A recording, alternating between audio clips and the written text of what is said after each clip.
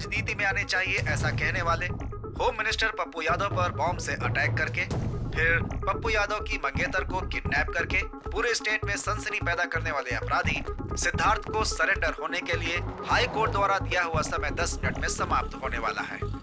Court में हाजिर होने से पहले सिद्धार्थ हमारे स्टूडियो में उपस्थित हैं। इन सारी घटनाओं की सच्चाई क्या है, ये सब जानने के लिए हम सीधा उनके पास चलते हैं।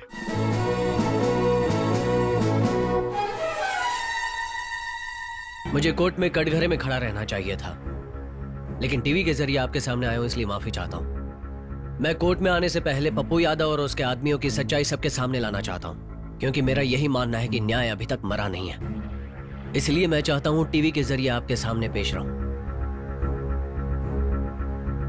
प्रोसीड। 2001 में बने इस नए एक्ट के तहत मैं इस तकनीक को इस्तेमाल कर रहा हूं। आपको कुछ कहना है? जो भी कहना है साफ साफ कहिए।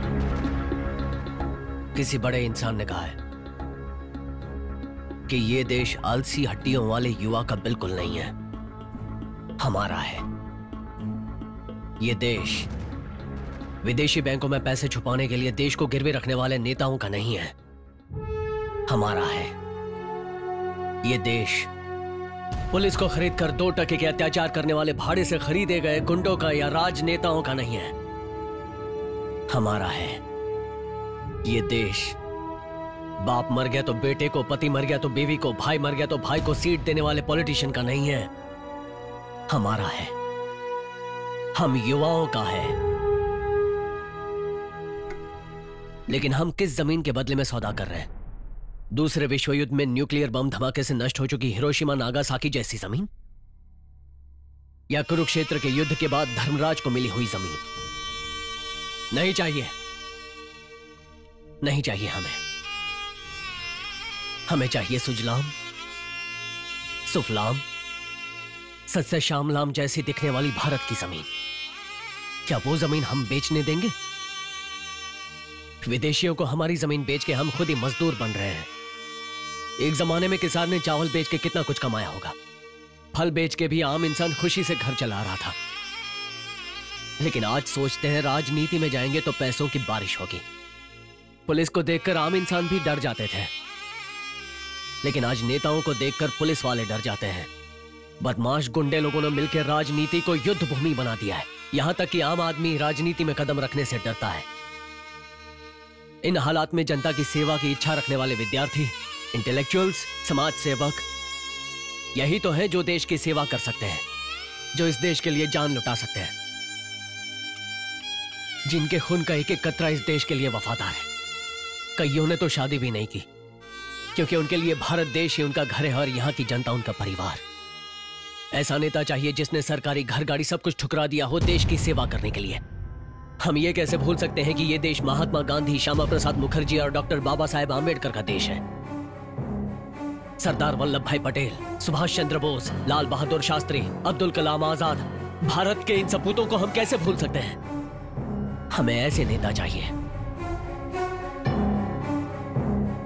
आज का युवा कहता है इस देश में कुछ नहीं हो सकता, लेकिन इस देश में सब कुछ सही करने के लिए आज हमारे जैसे युवाओं को यह कदम उठाना पड़ा है, योर ऑनर। चलो माना कि तुम राजनीति को दोष दे रहे हो, लेकिन तुमने जो किया वो भी तो गलत है ना। मैं जेल से भागकर अपने रास्ते का कांटा हटाने के लिए आतंकवादी नहीं बना। जिन्हें सही वक्त पर मदद नहीं पहुंची उन्हें मदद पहुंचा रहा था। और इतना ही नहीं, एक बात और, कानून पे भरोसा रख के एक सच्चे नागरिक की तरह सबूत इकट्ठा कर रहा था। और वो सबूत क्या है? ये उधर क्या कर रहा है? ये तुमने क्या कर दिया जीजा जी? मैं तुम्हारी आंखों में खुशी देखना चाहता था और तुम मेरी मौत देखना चाहते थे। अपनी बहन को छोड़कर मैं तुम्हें चाहता था और तुम अपने साले का ही गला घोट रहे थे।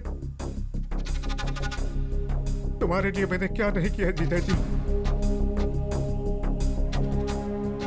इस स्टूडेंट को फंसाने के लिए तुम पर बॉम्ब फेंकने का नाटक करके इन लोगों ने ही बॉम्ब फेंका है ये कहकर अंदर करवा दिया। आप पर किसी को डाउट ना हो इसलिए आपको बचाने के लिए मैं जेल गया। सिद्धार्थ ने मेरा और गांव वालों का बहुत ख्याल रखा, बहुत भला किया। ये मैंने खुद अपनी आंखों से देखा है। लेकिन हमारे समाज में पप्पू यादव जैसे राक्षस को बिल्कुल जगह नहीं मिलनी चाहिए। मेरी जैसी लड़कियों की रक्षा करना और गांव के लोगों का भला करना, बच्चियों को पढ़ाना, ये बिल्कुल भी छोटी बात नहीं है। ये तो बहुत ही गर्व की बात है। चुनाव के समय हुए बॉम्ब ब्लास्ट के केस में सिद्धार्थ और उनके दोस्तों को बाइज्जत बरी किया जाता है और इसी केस में पुरुषोत्तम यादव उर्फ पप्पू यादव प्रथम दोषी पाया जाता है। दूसरा दोषी जनार्दन वेंकट राव उर्फ जिद्दी नानी, इन्हें कानून के हिरासत में लेने का फैसला सुनाया जाता है और साथ ही सिद्धार्थ का जेल से भागना, वरलक्ष्मी को किडनैप करना, ये भी अपराध है। इस केस में उन्हें बेल दी जाती है। अगले सेशन में अटेंड करने का ऑर्डर है। ये जीत सिर्फ मेरी जीत नहीं है, हम सब की है। आज के सारे युवा विद्यार्थियों को मेरा एक संदेश है। आइए, गुंडे राजनेताओं को मार मार के भगाएंगे।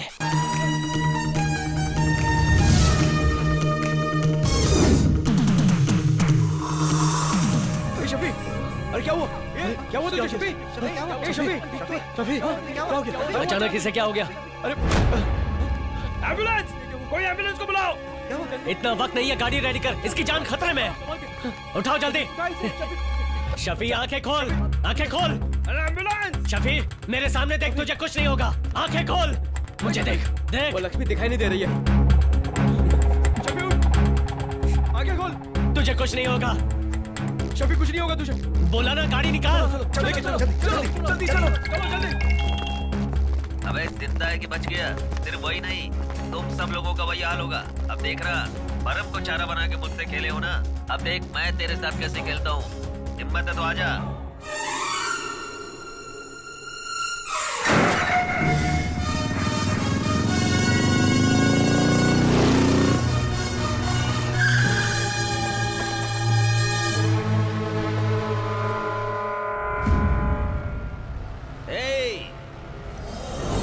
सिर्फ उसके जान ऊपर जानी चाहिए, वो ऊपर नहीं आना चाहिए। मार दो उसे। बहुत हिम्मत आ गई है तेरे अंदर। क्या मैं तेरा रेप नहीं कर सकता या उसे जान से नहीं मार सकता? ठीक है, उसको मार के और उसकी लाश के सामने ही हम स्वागत मनाएंगे।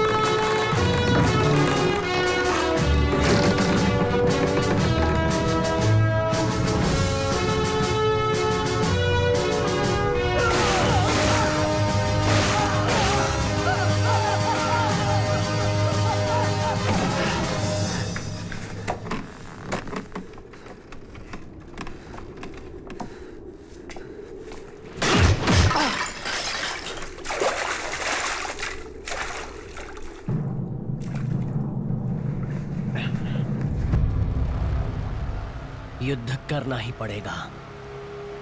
रावण को ठिकाने लगाने के लिए राम बनना ही पड़ेगा।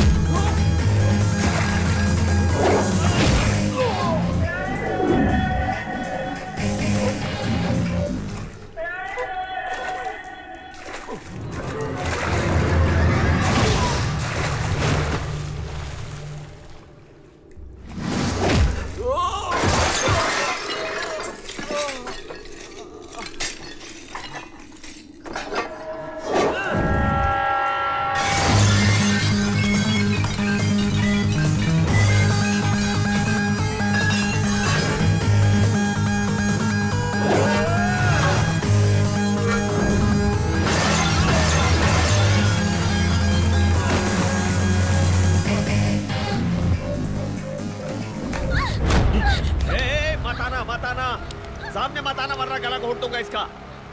मैंने बोला ना मत आना, फेंक दूंगा इसे। चल चल।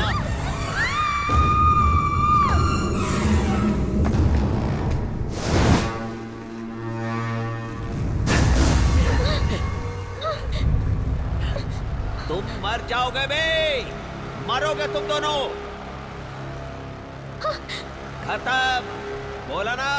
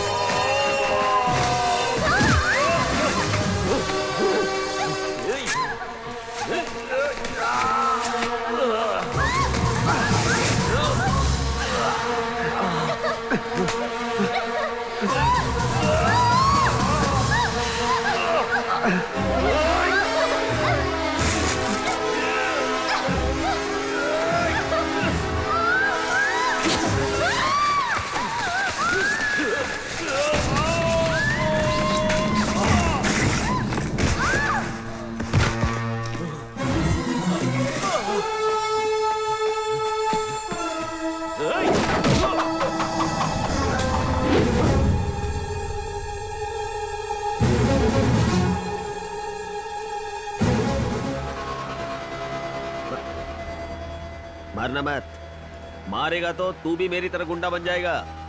कहा था ना कि गुंडों को निकाल के फेंकता हूं, अब तुम्हें भी उस गुंडे में एक बनना है तो आ जाओ। आओ ना, मारो मारो। अरे इस देश से राजा भी गए, ब्रिटिश वाले भी चले गए, जमींदार भी चले गए, लेकिन मैं अब भी हूँ। गुंडों का राज्य है ये। हमारा कोई कुछ भी नहीं बिगाड़ सकता है। अबे आना, मार, अबे मार ना।